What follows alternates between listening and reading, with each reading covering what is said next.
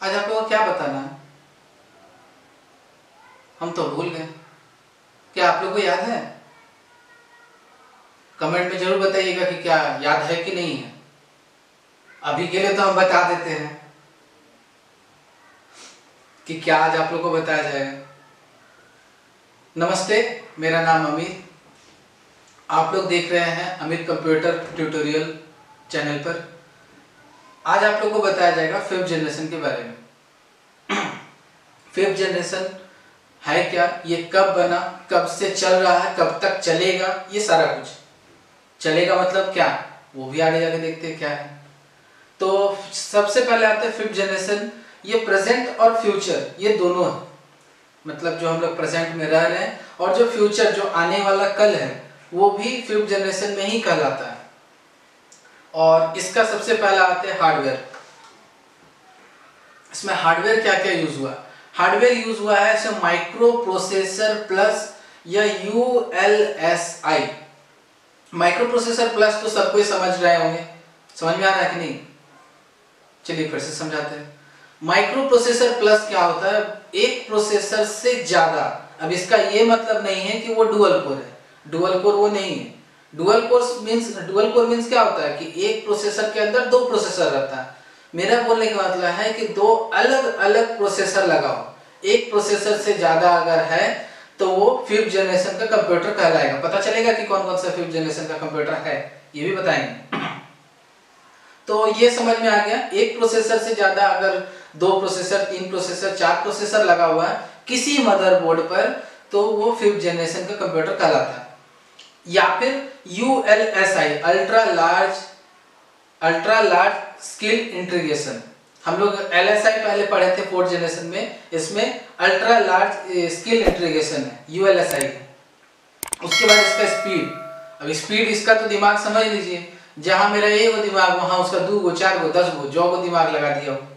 ठीक है, तो ये हमेशा ध्यान में रखिएगा कि उसके पास आप 6 गो 4 गो 8 गो दिमाग है तो उसका स्पीड जो है, उसका सोचने का जो कैपेसिटी है, जो प्रोसेस करने का कैपेसिटी है वो अनलिमिटेड है। आपको जितना खर्चा पैसा लगाना है उतना आपका प्रोसेसर आएगा, उतना आप प्रोसेसर लगाइए, उतना आपका कंप्यूटर स्पीड होगा।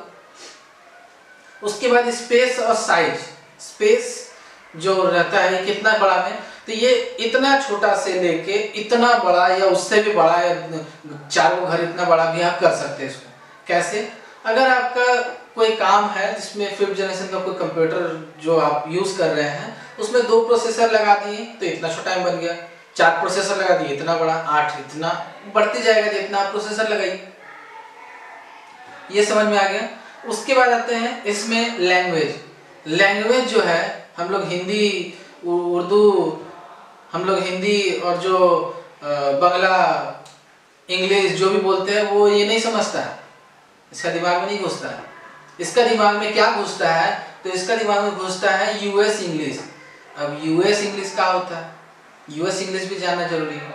US इंग्लिश आप लोग देखे होंगे कि आप लोग का जो फोन में रहता है ना, जो गूगल असिस्टेंट, वो देखिएगा वो अलग लैंग्वेज से बात करता है। वो जो लैंग्वेज रहता है वो US इंग्लिश रहता है। देखिएगा उसमें जैसे हम लोग ऑर्गेनाइजेशन बोलते हैं तो वो लोग ऑर्गेनाइजेशन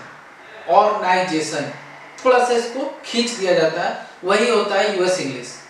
इसका ये मतलब नहीं है कि हम पूरा US इंग्लिश जानते हैं, ऐसा नहीं है, हमको भी US इंग्लिश नहीं आता। नेक्स्ट है इसका यूजर इंटरफेस। यूजर इंटरफेस होता क्या है? इसका यूजर इंटरफेस 80% है। 80% क्यों है? क्योंकि ये थोड़ा सा महंगा है, क्योंकि इसमें बड़ा बड़ा सामान लगा हुआ है तो महंगा तो होगा ही, और महंगा होगा तो सब आदमी तो खरीदेगा नहीं।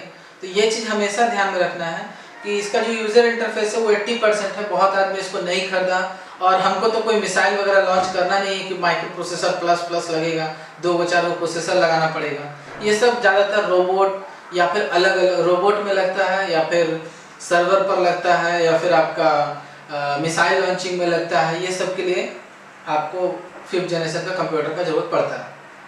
और ये एग्जाम्पल है परम या सुपर कंप्यूटर। परम सबसे बेस्ट कंप्यूटर अब तक का है जो अभी भी चल रहा है, परम इंडिया में ही है। और सुपर कंप्यूटर जिसको हम लोग बोलते हैं परम या सुपर कंप्यूटर, या फिर रोबोट जो है ये परम है इस तरह का। और ये रोबोट जो है हम लोग रोबोट जो भी यूज करते हैं, देखिएगा उसके लिए प्रोसेसर जो है माइक्रो प्रोसेसर प्लस लगाना पड़ता है।